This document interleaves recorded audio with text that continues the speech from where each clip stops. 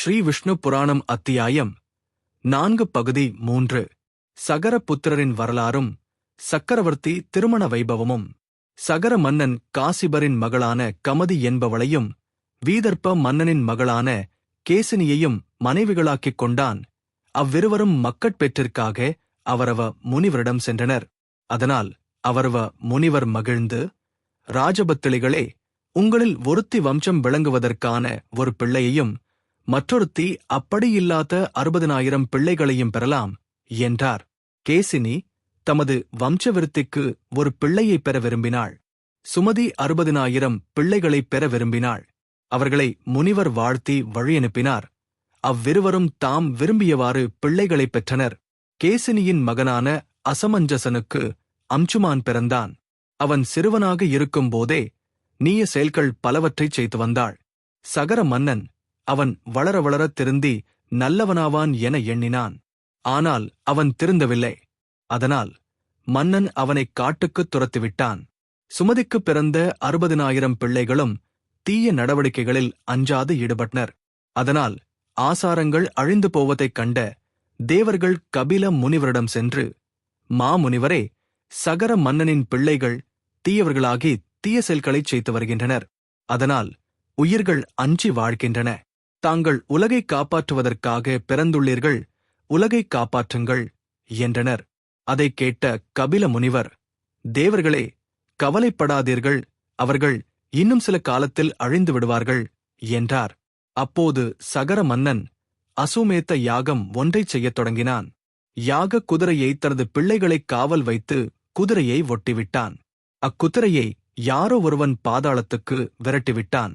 சகர முன்னலின் புதல்வர்கள் குதிரையின் குளம்பை அடையாளமாகக் கொண்டு பூமியை வெட்டிச் சென்று பாதாளத்தை அடைந்தனர்.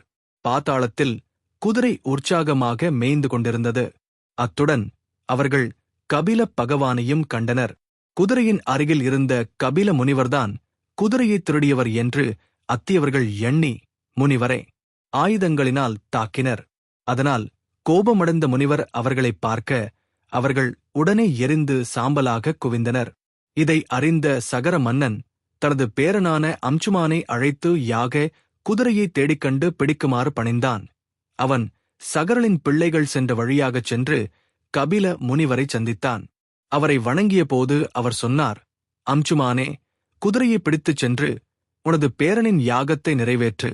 உனது பேரன் ஆகாய கங்கையைச் சொர்க்கத்திலிருந்து பூமிக்குக் கொண்டு வருவான் என்றார். சுவாமி, பிராமண சாபத்தால் அழிந்த எனது பாட்டன்மார் சுவர்க்கலோகத்தை அடையத் நாங்கள் உதவ வேண்டும் என்று அம்சுமான் கேட்டான். அதற்கு கபில முனிவர், 106 ஸ்ரீ விஷ்ணு புராணம் கே.வி. குணசேகரம். அரசகுமாரனே, நான்தான். உனது பேரன் இறந்தவர்களின் உடலின் ஒரு பகுதியில் கங்கை நீர்ப்பட்டாலும் அவர்கள் உடனே சொர்க்கத்தை சென்றடைவர். கங்கை நதியானது மகாவிஷ்ணுவின் திருவடியின் கட்டை விரலில் இருந்து தோன்றியது.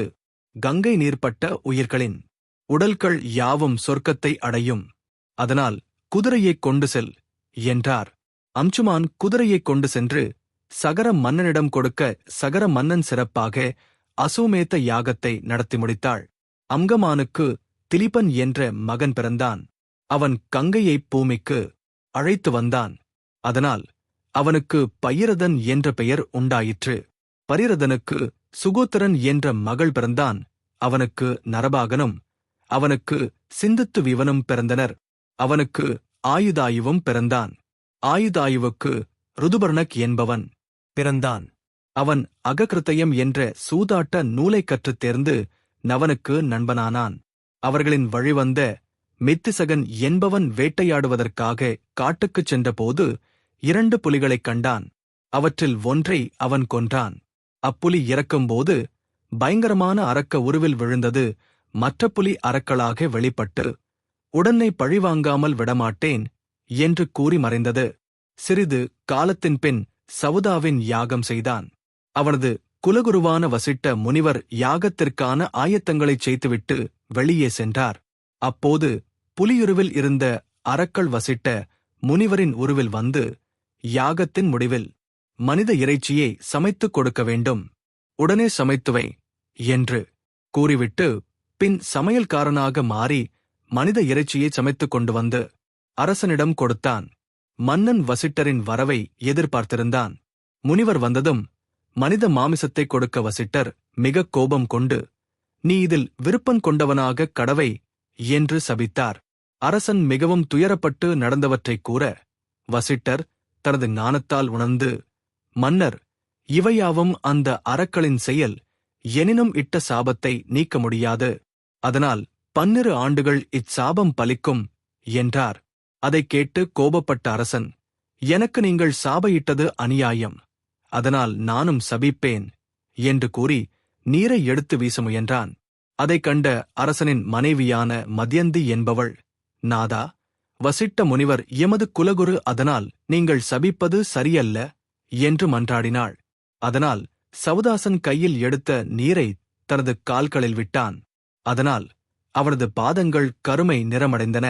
வசிட்டரின் சாபப்படி சவுதாச மன்னன் 6வது சாமந்தோறும் ராட்சதனாக மாறி நாட்டுக்குள் புகுந்து மனிதர்களைக் கொன்று உண்டு வந்தான். டோட்டிதன் தொடர்ச்சியை அடுத்த பகுதியில் பார்ப்போம்.